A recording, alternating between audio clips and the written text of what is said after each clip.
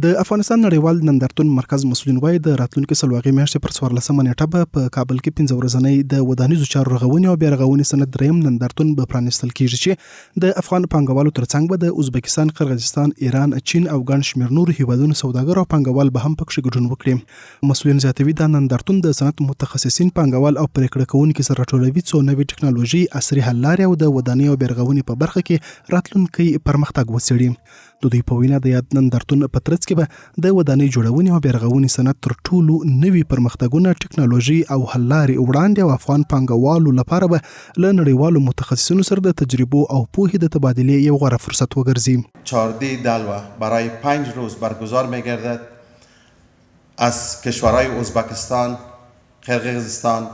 جمهوری اسلامی ایران و از کشور چین ما در اینجا دعوت به عمل آوردیم و تعداد غرفه‌های برایشان اختصاص داده شده که در کنار سکتور خصوصی افغانستان این نمایشگاه باعث میشه که رقابت ایجاد شود و پل ارتباطی ایجاد شود بین سکتور خصوصی و کشورهای خارجی و میان خود نظام اسلامی. و موثریت دیگه این نمایشگاه همین است، خیلی شرکت‌ها که اینجا میان نمایشگاه ما حضور می‌داشته باشن، غرفه میگیرن، از همینجا ارتباط مستقیم با بزرگوارای وزارتخانه ها، مثلا وزارت مسکن شهرسازی، وزارت صنعت تجارت و همچنین فواید عامه، وزارت انرژی ارتباط میگیرن. ویناوال ول دا ډول نندارتونونه د ودانیزو چارو او بیا رغونې صنعت د هیواد په اقتصادي ثبات، د کاري فرصتونو په رامنځته کولو او د بنسټیزو پروژو په پلي کولو کې مهم رول لري او دغه ډول نندارتونونه کولی شي کورني او بهرني پانګوال دې سکتور ته وهڅوي. دوی زیاتوي چې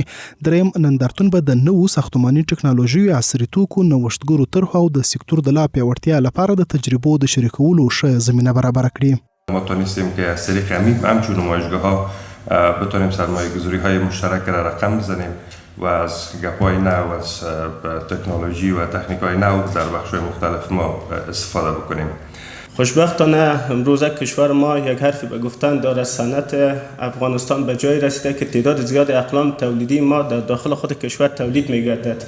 یعنی در جمله 135 قلم تولیدی که ما به خودکفایی کامل رسیدیم، تعداد زیاد از این اقلام تولیدی صنعت ساختمان تشکیل می‌دهد. ورته مهال د کور او شر جوړولو وزارتویان کمال افغان چې په دې تړاو ناسته کې ګډون کړی وای، د دولتي ادارو او خصوصي سکتور ترمنځ همغږي د ودانیزو چارو د ودې لپاره اړینه ده او دغه نندارتونونه کولی شي دا همکاري لا پراخه کړي.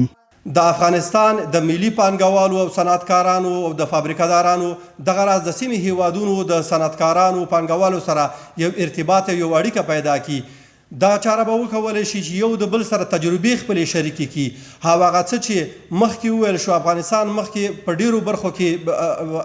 مثلا خودکفا شوی ده، په ځان بسیا شوی ده، نو موږ به هغه زمونږ پانګوال او تجاران به لا هغه نقطې او هغه موارد درکړي چې نور افغانستان په کوم برخو کې اړتیا لري، ترڅو ټاکل شوی ده چې د ودانیزو چارو رغونې او بیا رغونې صنعت دریم نندارتون به د راتلونکي سلواغي میاشتې پر 14 د 15 ورځو لپاره پرانیستل شي او د بهرني شرکتونو ترڅنګ به افغان پانګوال او صنعتکاران خپل تولیدات او خدمات نندارې ته وړاندې کړي.